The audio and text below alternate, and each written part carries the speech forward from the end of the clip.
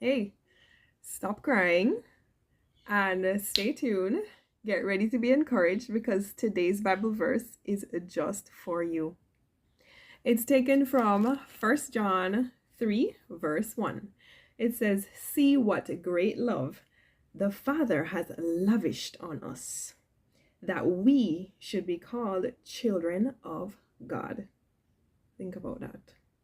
Lavished, great love. It sounds great. And I'm going to tell you a story that just brings it all together.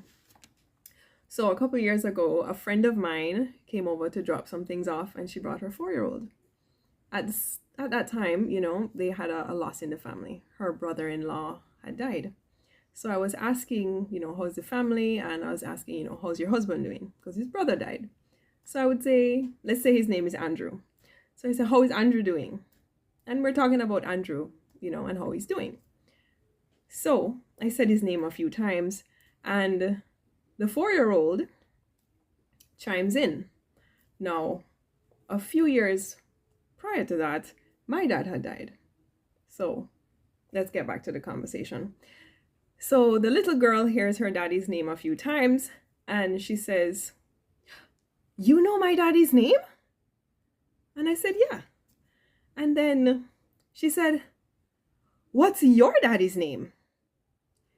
And I looked at my friend, and immediately, all the color just washed out of her face. She had a smile on, and now it was a big frown because she knew that my dad had died. And so I looked at this little girl and I said to her, "His name is Jesus," in response to her question. And, her mommy immediately was smiling from ear to ear again, and the little girl's response was something like this, because she knows who Jesus is. And I remember that story this week because it was Father's Day last week, Sunday. And I realized that, no matter what happens in life, you have a Heavenly Father. You do have a Heavenly Father. I do. You do. And we have to own it. We have to talk to God as if He really is our Father.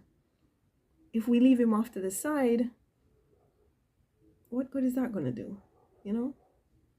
Why not build that relationship with your Heavenly Father? I mean, that's why we say things like in the Our Father prayer, "Our Father who art in heaven," because He really is our Father. And today's Bible verse says, "See what great